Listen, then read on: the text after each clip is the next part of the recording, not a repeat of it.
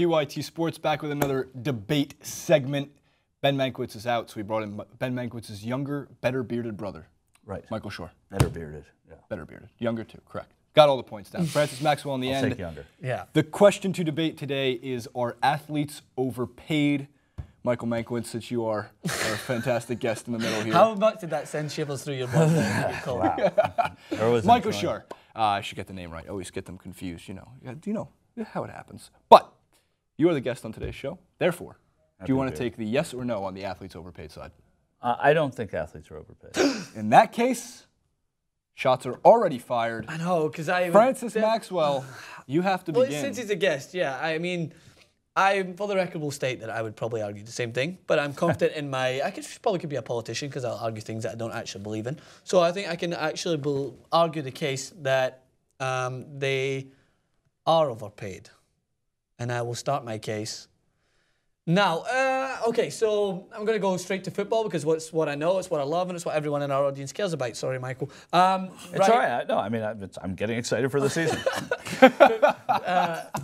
$49 million for £1 million, should I say, for Raheem Sterling. That amount of money, we need to understand when it comes to world football. Players take the signing-on fee of this. This is what it separates football from the other sports. They get a massive chunk of that money that goes along with their transfer fee, on top of the fact that they get outrageous salaries week in, week out. And then what happens with those outrageous salaries? The ticket prices go up. I think it's above £1,000 to pay to go watch Arsenal week in, week out. Do you know why that is? It's because the athletes are so overpaid that the fans who go to week in, week out games have to pay that amount of money to go and see them. So when you look at a transfer like Raheem Sterling, who's by no means worth that amount of money, 49 million, that amount of money has to be driven because Raheem Sterling and his agent takes a huge chunk of that change on their signing-on fee. Do they need that amount of money to play football, the sport that they love? When he already rejected £100,000 a week contract at Liverpool? No way do you need that amount of money to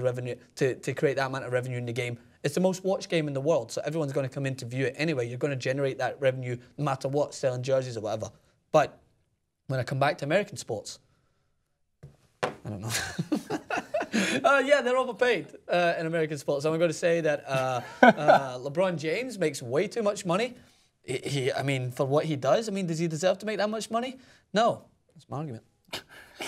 He makes like millions of dollars. He makes millions of dollars. How many pounds does LeBron James make? I think he makes like £3 million a year. Oh, look, you finally pluralized it. You pluralized it. That was nice to see. He makes, yeah, well, it's $20 million to pounds. Well, but what about just his salary? About $20 million. Well, all right, so he makes probably like £12 million. £12 million. Yeah, it's 13 now. We're doing the dollar's doing better. You just make an argument for me. Yeah. Way too much. Michael? This was my turn already? Now it is your turn. I rebut. Yeah. Well, here's the thing. These teams, they're making so much money. When you say that someone isn't overpaid, doesn't imply that other people aren't underpaid. I think teachers are underpaid. I think workers are underpaid. That you can go through the gamut of people that are underpaid. But I don't think athletes, you can say, are overpaid. When the value of these franchises goes sky high, when you see what these owners make, when you see the deals that the NFL get on television rights alone, then yes, they should be shared and I would say substantively with the players who do it. So in the whole scheme of things, should you make X amount of money playing football? Yeah, you should make X amount of money playing football if football is making that much money. If it doesn't cripple the league and cripple the teams, and nowhere have you seen that happen. And you see baseball teams right now paying less salary and doing well. That happens once in a while, but for the most part, these owners are making a ton of money, and it is incumbent upon them and the players to demand from them a share of that. And so I don't think you can say overpaid when you look at the context of what the league is. I'm going to just go ahead and rebuttal an argument that I don't even believe in because it just kind of came to my head. So are players overpaid in America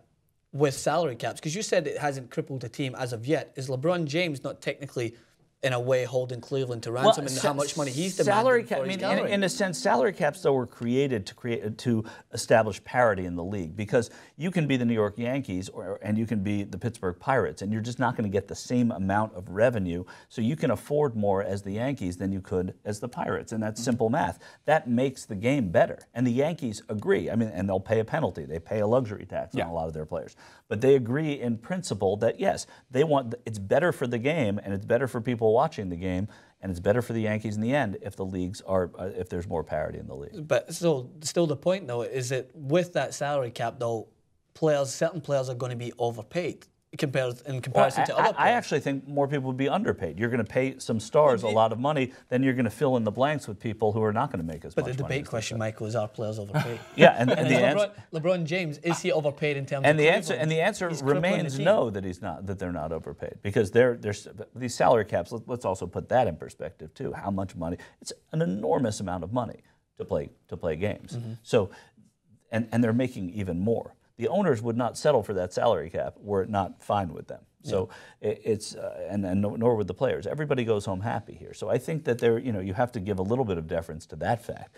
And I also think that you look at sports and you look at them differently. These are massive television contracts and pay-per-view contracts and merchandising, and there's a future for it after the game and before the. I mean, so there's no way that you can say that they're overpaid when that's the asking price. I mean, that's what it is. Is it too much to spend an extra $100 on a room that looks at the ocean? Well, that room is the same as the one that looks outside, but you're paying for the view. It's the same thing in sports, and that's how it works. Good points made by both gentlemen here.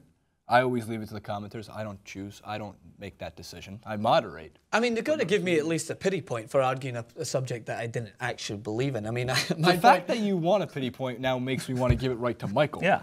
The fact that you're pleading and begging for the only pity. thing that Michael had to say was literally what he said in the first line, and that would have been it, is the franchises. Like, no matter how much you think someone's getting paid, Real Madrid are going to make an enormous amount of money, no matter how much money they pay Cristiano Ronaldo. The best example I would have said, if I was Michael arguing the better side of it, would have been David Beckham just came to the LA Galaxy a few years ago. I never would have used soccer. You should have, but this is the perfect example. This is the perfect example. Yeah, well, because if you're saying that David Beckham's overpaid, which many people said he was because he was getting paid equivalent to like $275,000 a week, whereas some of his counterparts, some of the rookies, were getting paid $30,000 a year. That was different. That was a stunt to get publicity for this league. Okay, but don't get me wrong, and I agree with that. I don't think he was overpaid in that idea, because do you know how much money the league as a whole, MLS, made through their contracts, through their jersey that they sold, through worldwide exposure?